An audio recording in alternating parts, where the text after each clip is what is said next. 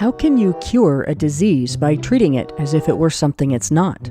Can you make it go away by shaming patients for seeking treatment? Common sense says no, but the domestic violence victims advocacy industry is literally banking on it.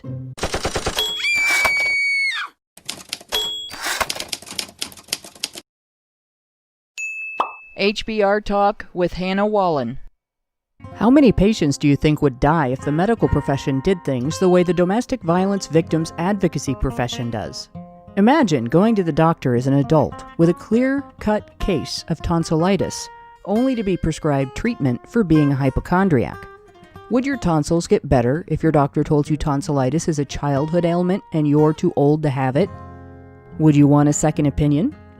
What if you knew the training materials and standard practices and procedures laid out in the patient treatment methods used by all doctors you could go to were written to presume tonsillitis to only be a childhood ailment?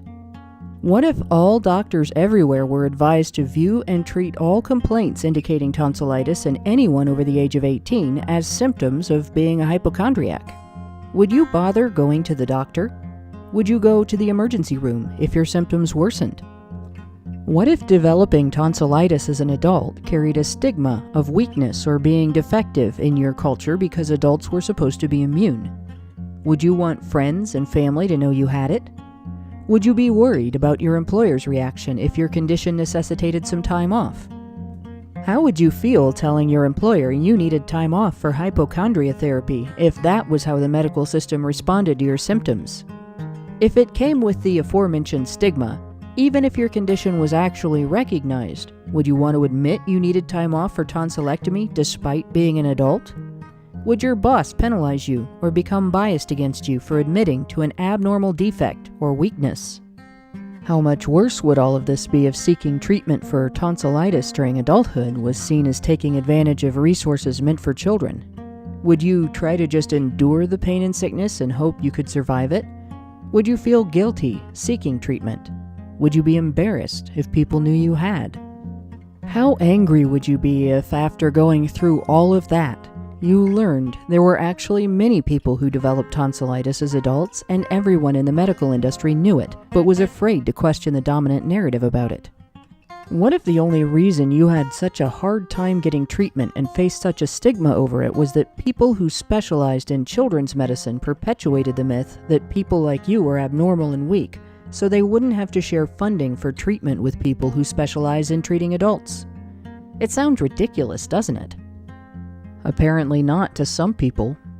We've previously discussed the failure of intimate partner and sexual violence prevalence research to consider the experiences of male victims of these types of abuse. It's been a rare thing for such research to focus on abused men, and even more rare for researchers to do so without manipulating their methods and data to obscure, rather than examine, male victims' experiences.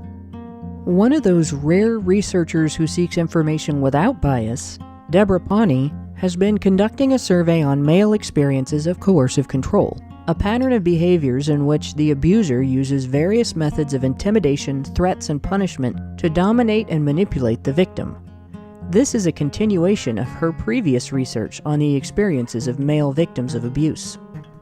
Deborah has questioned the status quo among victims advocacy organizations which operate on a gendered narrative about abuse victims and perpetrators. These organizations generally try to shoehorn male victims into the perpetrator mold, and even when they do not do that, they approach treatment as if being victimized means a man has something wrong with him. They do not take either of these approaches with female victims.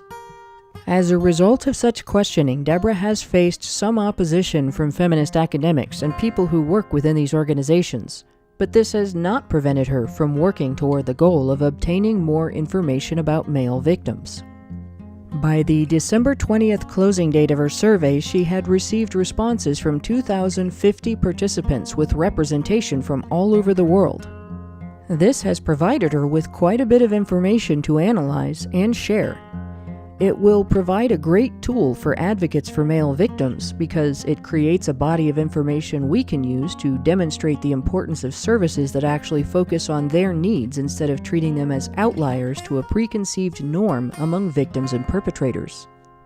It's definitely fodder for a wider conversation about anti-male bias within the victims advocacy industry, as well as for conversation among gender issues advocates of all stripes.